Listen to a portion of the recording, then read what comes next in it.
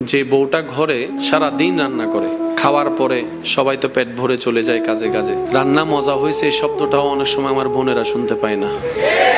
কিন্তু রান্নায় যদি একটু লবণ কম হয় পুরা ঘর তুলে ফেলে।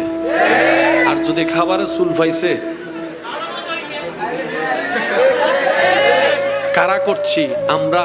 কোন আমরা যারা গত 3 সপ্তাহ 4 সপ্তাহ লাগাতার খেয়েও ভালো খাবার প্রশংসা করি নাই, অথচ সেই আমি যখন রেস্টুরেন্টে যাচ্ছি খাবারেরও প্রশংসা করছি, যিনি এনে দিচ্ছে তাকে আবার কিছু টিপসও দিয়ে দিচ্ছি, আবার সেখানে বসে ফেসবুকে লাইভ করে রিভিউ দিয়ে দিচ্ছি, আবার সেখানে স্টার মার্কও দিয়ে দিচ্ছি, আবার বের হওয়ার সময় বলছি আপনাদের খাবার সেই ইয়াম্মি ইয়াম্মি অনেক জোশ হয়েছে।